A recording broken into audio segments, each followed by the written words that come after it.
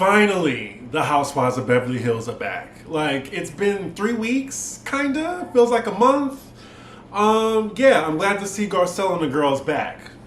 Yes, that was shade. I'm drinking an apple teeny. If you want to know how to make it, there's convos and concoctions on my videos. Look it up. Also, FYI, I will be reviewing Real Housewives of Potomac. I mean, it's the most anticipated franchise coming up, so I feel like I gotta review it. So yeah, I will. So I forgot that the season left off on a cliffhanger of Denise and Aaron leaving Kyle's barbecue. Totally forgot. Right, so we're back at the scene where they're leaving Kyle's party in a huff. He's like, you know, don't tell me what to do, I'll crush your fucking hand, as he's leaving the door. So, you know, Kyle and I believe Sutton was running after them. Kyle's just like, whatever, and she goes back into the house. So Rinna, she goes out, runs barefoot after Denise and Aaron, asking them what's wrong, what's the problem. When she catches up to Denise, Denise tells her, you know what, I just want to have a conversation with you privately, not in front of everyone else. Because Denise feels like Rinna hasn't had her back. And out of the girls, I'm assuming that Rinna and Garcelle are her actual friends in real life. And it looks like Rinna hasn't had her back at all. She actually talks behind Denise's back a lot. Rinna ain't shit, but I love her. So we're back at Kyle's, and the ladies are just all agreeing that the husbands need to stay out of it. Because we know from just watching every franchise that when the husband gets involved, it's not a good thing. Like we see PK, we see Penelope Thomas Bailey, you know, stop acting like a bitch, you know, all that. Oh my God, these niggas and these cars outside. So yeah, Kyle basically says Aaron and Denise can go fuck themselves. Rinna is still out there talking to Denise and Aaron as they're waiting on their car to get there.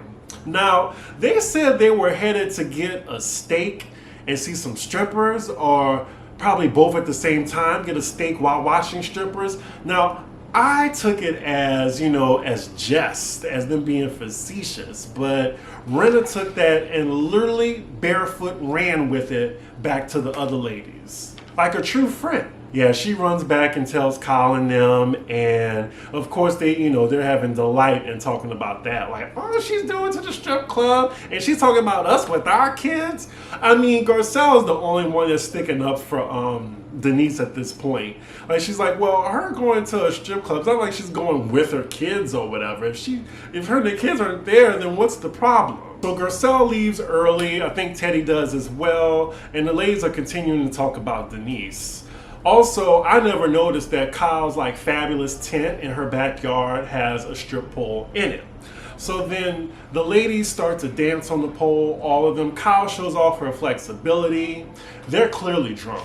And we are 10 minutes in and Sutton has not gotten on my fucking nerves. I'm really surprised at that. So next we see Teddy and her family getting a sonogram. Fast forward, we get to Garcelle and she's packing, getting ready to move into her new house. Her assistants are helping her. Then we get to Lisa at Sutton's new store. We find out that Sutton is having another event. Lisa says she can't make it, but in the midst of her invite to Lisa, she's shading Teddy on her passive-aggressive invite from a couple episodes ago. I actually don't mind this dress that Rinna's wearing. It's pretty nice.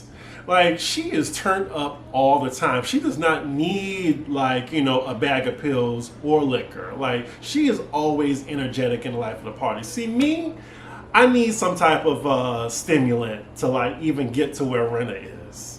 So next scene, we're at Dorit's place, and she's coordinating with a bunch of people to extend her closet. Her fucking closet is bigger than my studio, just letting you know. Like, this is, like, it right now in my studio, and we have the kitchen right here and the bathroom right there. That's it. It's pretty much the size of Dorit's closet. So now we're with Kyle and Kim. Nice cameo from Kim. They're driving, and right now Kyle is fearful. Kyle, of all people, is fearful of being stopped by the police. Now imagine how we fucking feel. And it looks like they're in a good place. We have these flashbacks of their best fights. You know, Kim saying, "You stole my goddamn house." And, you know, Kyle, she's like, "You're a liar and a second alcoholic." And then we have, the quintessential best dinner scene in Housewives franchise, the one in Amsterdam where Kyle's like, you can't do this. And she starts flailing away. Yeah, that part. But I'm glad to see that they're in a good place. And it's nice to see Kim sober. Y'all see this fucking ice cream truck? This is the second time. Oh my God, like I know it's summertime, but Jesus, it is almost 8 o'clock. So we find out that Kim is getting her boobs redone. We also, get a little backstory about Kyle and Kim's mother's background with cancer and how they're afraid that it might run in the family. Now, while Kim is getting her boobs checked out in the room, we have Kyle over there, we have the cameraman, we have 2 doctors and a nurse. And I'm just like, are they really gonna show Kim's breast on TV? Now they're blurred out, but I still can't believe like we're getting a full-on like bare-chested Kim Richards right now. I mean, okay.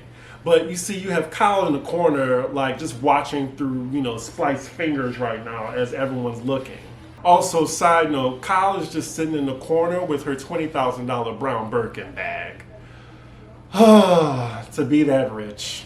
So the next scene we have Aaron and Denise teaching their daughter how to drive. Fast forward. So next up we have Erica and Renna, and they're headed to this quick sculpting body type place. Now Erica is getting her stomach done and Renna is getting her butt done. Erica goes first. And of course, they put the thing on her stomach and she's making it sexual. Ha ha ha, fine. Next, it's Renna's turn and she just gets on the table, doesn't waste any time. Ass cheeks out, thong showing, everything. I don't want to see this. They put this contraption on her and she's having a serious conversation with Erica Jane. Cheeks out, they are jiggling and clapping as she's talking to her. And then those Bravo cameramen, they zoomed in her ass maybe 4 or 5 times. I simply can't. So the next day we're with Kyle and Kim. She's getting her procedure done. Kyle is very nervous and full of anxiety because of the history with breast cancer in their family. Kim, child, she is on the table right now. Like she's like panicking right now. She said she forgot to talk to her kids this morning and they're just like, it's gonna be okay, you're gonna be fine. Thankfully, Kim's surgery was a success. She does wake up looking like the Crypt Keeper, but they do let her go home early, surprisingly. I didn't know you get to go home so like fast after a boob job. But then again, how would I know about something like that? Next up, we're at Garcelle's house. Really love it. It's a 2-story, 5-bedroom house. And the thing is, I don't even mind Garcelle's boring scenes, so I'm not going to fast forward through this. I love her that much. I'll stick through her boring scenes. So the next day, we're at Sutton's event. Sutton actually looks nice in this getup. Dorit, tens across the board. Like, I gotta say, she is the best dressed, or one of the best dressed housewives across all franchises. I gotta give it to her. Now, Teddy shows up, and we see Sutton's confessional saying, I think I could help Teddy with the dressing. And I thought that was Kyle's job. But she does shade her, but I'm thinking, this doesn't look too bad on Teddy, in my opinion. I mean, she is pregnant too. So Renna and Garcelle aren't going to be there, but the rest of the ladies are all there, and they find out that Denise is coming, and she's coming with Aaron as well. They're all wondering, are they going to be nice to us this time? And they're talking about how Aaron like all talked down to them or whatever. So Denise arrives with Aaron begrudgingly in their car, and I'm just like, girl, like, if you're miserable, because I think this is the 3rd time that she's going somewhere like, oh, here we go. Girl, why are you on the show? Like, just leave the show if you're that miserable. And both of her friends aren't there, so I don't know. She's clearly obligated to film, but I really do think she shouldn't be on the show if she's going to begrudgingly go to things like this. So Denise gets to their table and they exchange fake pleasantries, and Aaron finds out that he's the only husband there. Yeah, I mean, it's a fashion, opening event. I doubt any of the husbands wanted to be there. I think Denise brought him there just so they won't all gang up on her. Now, Kyle immediately brings up the fact that they left her house. Denise said, well, you left my house too, so, we're even, I guess. Now, Denise goes to the bathroom and leaves Aaron by himself with the ladies. And they continue to go on with the conversation with Aaron. Now, Erica, she brings up the fact how Aaron was talking to them and mansplaining to them and being all disrespectful. Aaron is like, well, I don't think I was. And he's pretty nonchalant with, he doesn't give a shit. And that's when the friction starts. I really think Aaron should have just escorted Denise to the bathroom to avoid this little confrontation. They're all like tag teaming on him, and Erica isn't backing down. Even Teddy is like jumping in. I'm just like, Teddy, be quiet, go home. So Denise comes back to the bullshit, and they're going back and forth. It's basically now Erica versus Aaron now. Now I gotta say, with Denise, she really can't win. Like, first it was about her kids, then it was about the Santa Barbara thing, then it was about Kyle's barbecue, to now how Aaron is addressing the ladies. Like, at this point, like, geez, like, can we get another fight? Like, it's just the ladies versus Denise again. And I'm getting tired of it. I'm sorry, I'm getting tired of it. Like, I feel like, what's her name? Taylor from season 1, like, enough! Like, I really think they need to just leave Denise alone at this point. Now, Teddy jumps in about, like, how Denise called her a shit stirrer, and Denise is really not having it. She's ready to go. She's ready to, like, go with Aaron, so they starting to walk off.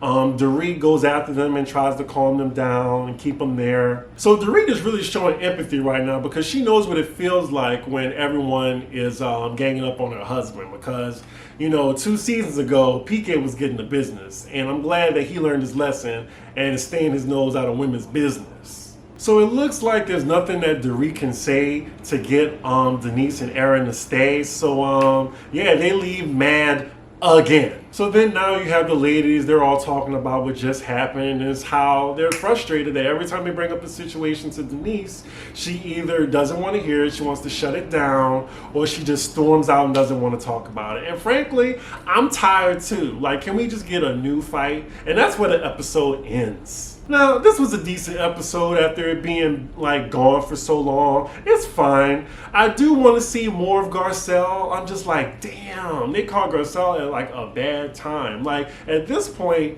like, Sutton is the full-time person and Garcelle is the friend. And they really do need to take away Teddy's diamond and give it to Sutton. Now, next week looks more interesting. Like, that's where Kyle's white party is, and then we're also going to get a cameo from Aileen, Brandy, and Adrian, and Camille. So, yeah, I can't wait for next week. Yeah, let me know what you think about this episode in the comments. Make sure you tap that like button, please. Comment and subscribe. So yeah, thanks for watching, and I will see you guys soon.